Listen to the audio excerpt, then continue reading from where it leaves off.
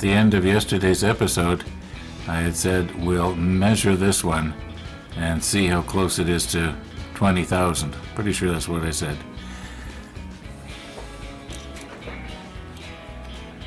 Okay, we got it on 0.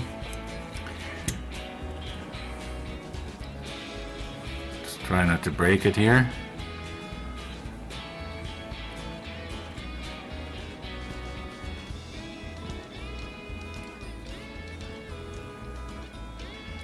Okay, you're not going to believe you're not going to believe that I didn't already measure it beforehand.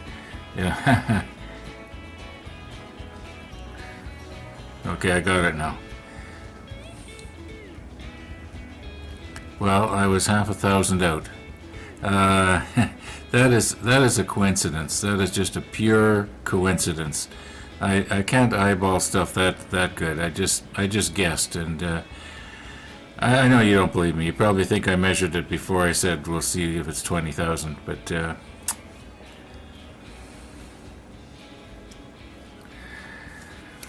well, I hope you know that by now I try to keep my videos as honest as possible. I don't know what to say here. I'm just lost for words because I can't believe it. I was thinking it could be 30, it could be 15, I didn't know it was 19.5. Okay, let's carry on. Now my thinking is we'll save this one here.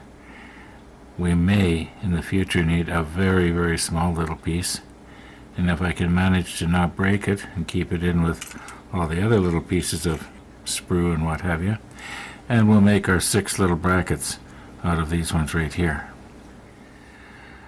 Okay, let's use this piece first. And at the end here, it's almost exactly the way I would want it. This end would go up against the bulkhead, and then right here where I'm holding on to, probably about there, that's where we'd fasten our easy line to. And it'll stick out from the bulkhead. Well, maybe that was too much. We don't want it sticking out too much. So let's just try and cut it off square here. Maybe I'm going to just have to readjust a little bit so I can, excuse me, bring the cutter straight down on it instead of at an angle like this. Okay, I'm going to just sort of eyeball it here. It's I think that's about right. No, don't want it to go pinging off. Alright, now if I can cut this other end, grab hold of it here. Okay, about the same way, so that it'll just be a mirror image, if you know what I mean.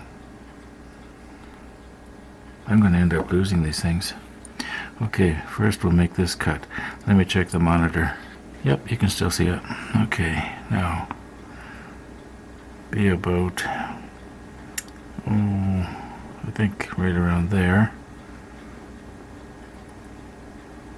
Oh, that was too thin. Let's use this part here.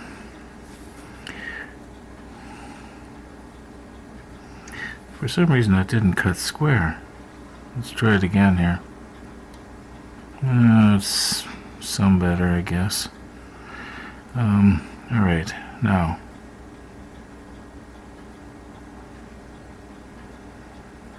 I don't know. Maybe I should back up just a little more here. Okay. Now let's take this piece here. I think that's going to turn this around here so I can sort of see it. I'm looking straight down on it so I can kind of see the diameter. Okay. Get it out of the way. About like there. Whoops, where'd it go? Here it is. Okay. Can we glue those onto the sides of the bulkhead? I would think so. Now the reason we're doing this is so that when it turns out to be a complete disaster when I try to glue these onto the side of the bulkhead, you will understand how small they are. Let's poke it into my finger. Well, it won't work. All right, I think you get the idea here. That's my little finger, by the way. It's not my thumb or something.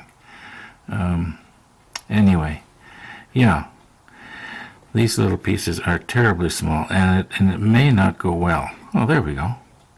Yeah.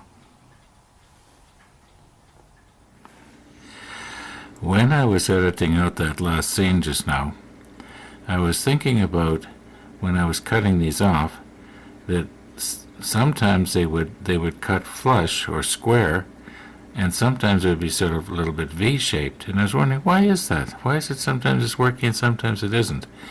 And then I realized what it was, that the side that was against the outside like this, well, that would cut nice and flat, and the inside produced the V.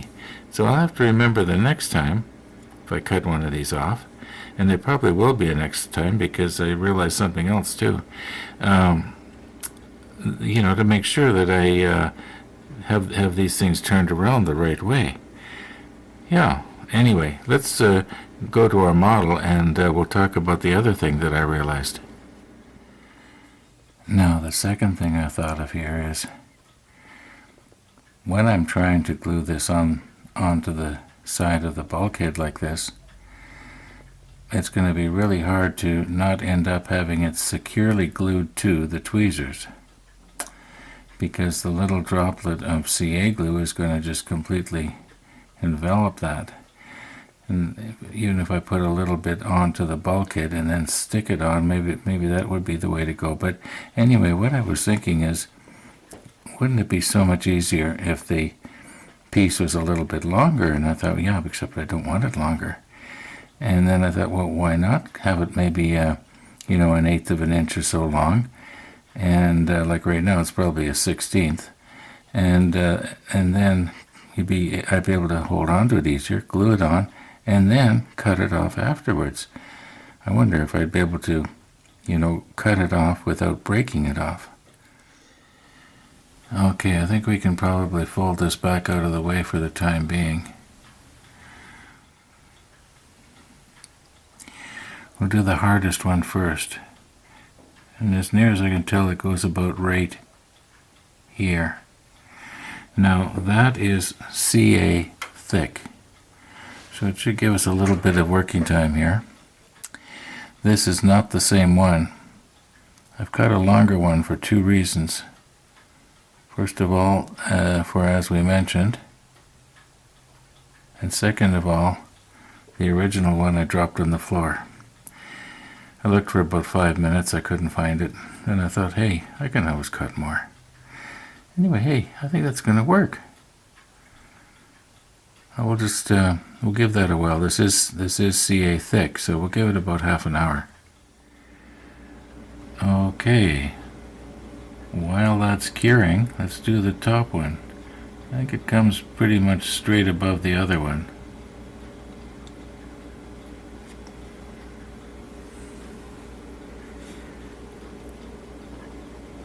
Very gently now.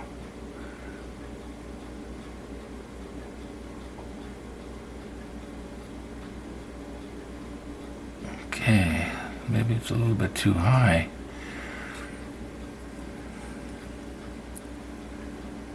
Now, can I just sort of put a little tap on it there to push it in, or maybe I'll just allow the wicking agent to sort of help to suck it in, if you know what I mean. I think it sort of does that kind of thing on real small stuff.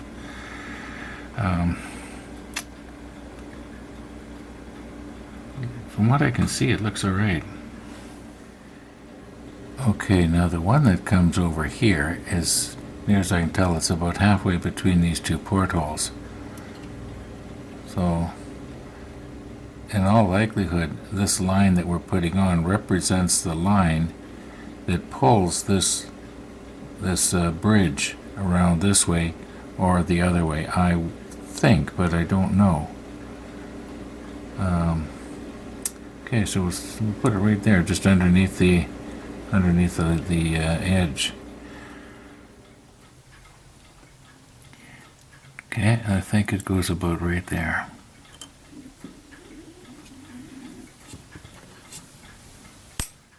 Oh no! Don't know if you heard that, but it just pinged out of my tweezers here. Oh my goodness, I'll never find it. I'm gonna have to cut another one.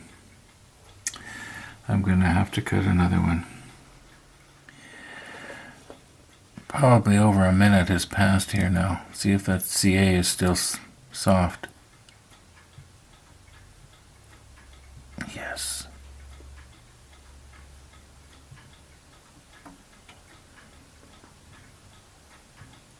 Okay, now quit poking. Our CA glue will have cured now. Enough time has passed.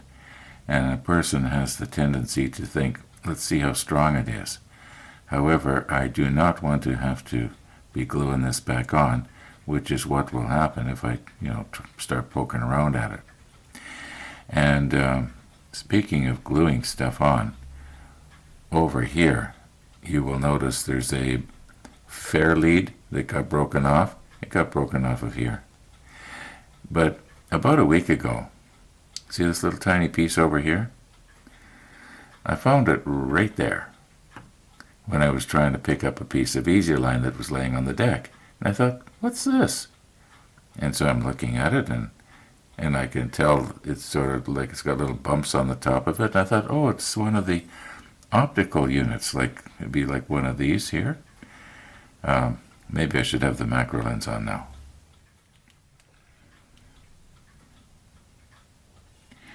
So I'm looking at the different types of optical units that we have, and none of them seem to really match up with this.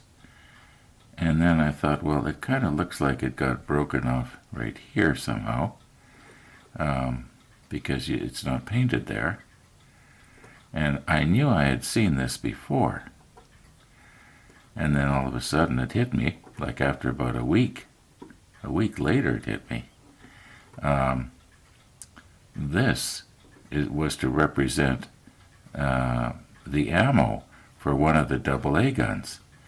And this morning I found out where it got broke off. And it's quite a ways from where I found it on the deck. So it must have got caught on maybe a piece of easy line hooked into it and pinged it off, or who knows what happened. I'll show you where I found it. Now maybe what I should have said is I will show you where I found that it came from. Yeah, these pieces are so tiny, so easy to lose. Okay, I've slightly overexposed this scene here so that it comes out, but right here you can see one of those, I think they were the quad 20mm guns, and you can see right here where the photo etch, if you remember the deck part of this gun was actually a piece of photo etch. Okay, you can see the photo etch sort of glinting through. Now, how did this piece break off from right there and end up right down here where you can't see? Yeah, that's really funny. I'm lucky I didn't lose it. Not that anybody would have noticed, although I do recall looking at this bare spot and wondering how come I didn't paint that. But I never connected the two things together until just the other day. Yeah, funny how the brain works, isn't it? Okay, here we are. We've gone way back in time, step 18. And here is this quad gun that we were talking about, the 20mm AA gun. But I'm calling it quad because there's actually 4 cannons involved here. And yeah, let's see if we can move in on this part over here.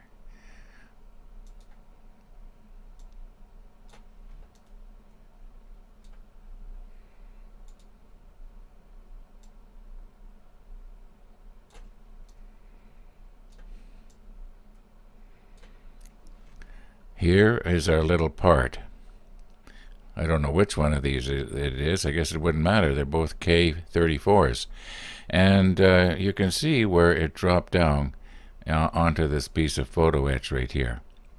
That's our photo etch platform. You remember we made that like 100 years ago, it seems like now. Anyway, I'm just bringing this up because I'm just kind of interested. Let's see if we can get this glued on back down here. Now my plan is I want to be able to get in here and be able to hold my applicator at an angle so I'm not shaking like a leaf in the wind, and yet you are able to see it at the same time. Generally what happens is I sacrifice your vision for my comfort, and let's see if we can do it today without having that happen. At least that's the plan.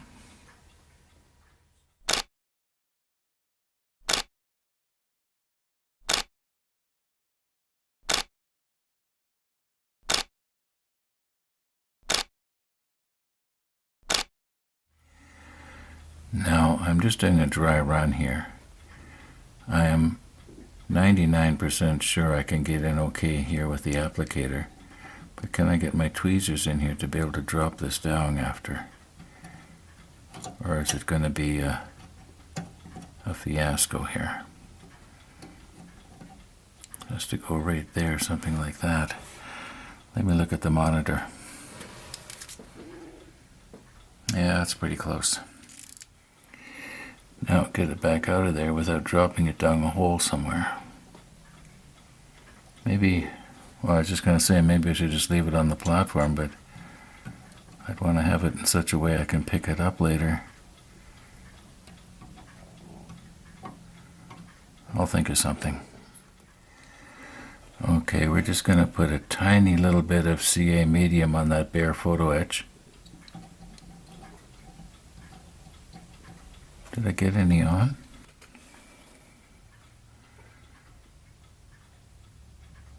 Okay, I did that time. I could see it pooling on there. Well, at least when there's a large amount like that, you don't need to worry about it curing on you right away. I can't get in there. What's wrong? Oh no! Well, I saw what direction it went. This might take a while.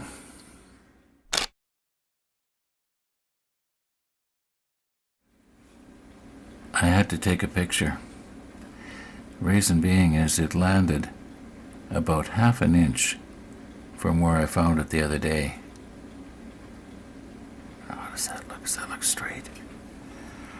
Maybe it could go just a tiny bit further back.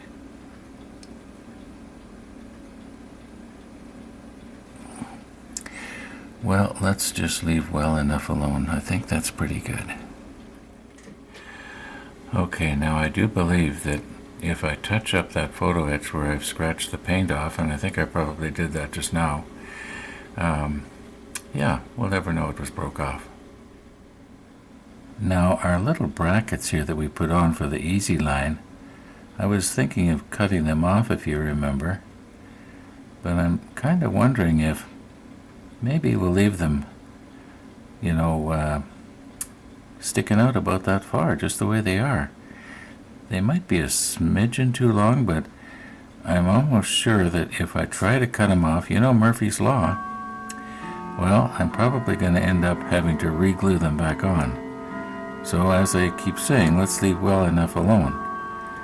However, I can hardly think here, my clock's making so much noise. Anyway, I do think that we should paint them. Right now, to me, it looks like a little piece of plastic sticking out. Now, I think if I was to paint them the darker gray, they might look pretty good. And also, at the same time, then I can touch up that photo etch, that we were just talking about there. Notice how my breath makes this stuff go. Another analogy that you can use to describe this easy line, it reminds me also of a measuring tape. It's kind of flat, and it sort of springs back the way it was. I know that it looks like it's very flexible, and it is. But when you wind it around something, And then as soon as you let go, it just springs back. Anyway, now this is the Tamiya XF77. This is not my smallest brush, but I don't think the smallest brush is going to allow me to put it on this way. I gotta brace myself a little better here.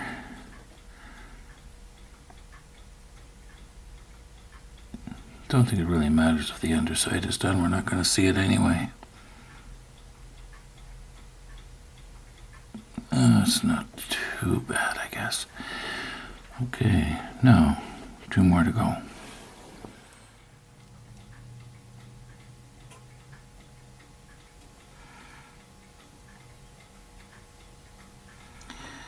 I'm noticing that there's a little bit of flashing on that one.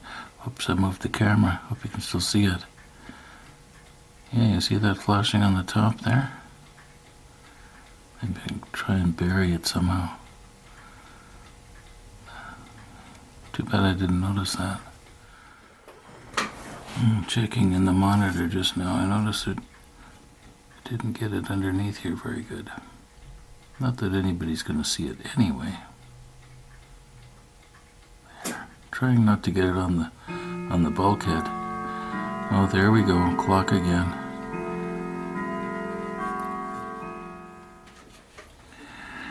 Now the lower one here sticks out a little bit more. It's a little bit harder to get at.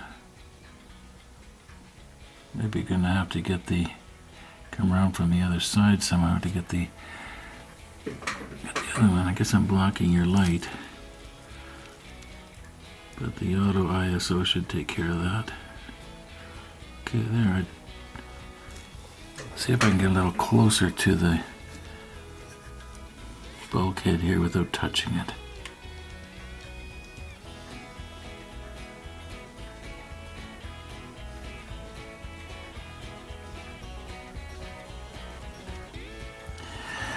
Maybe I better leave well enough alone here. Okay.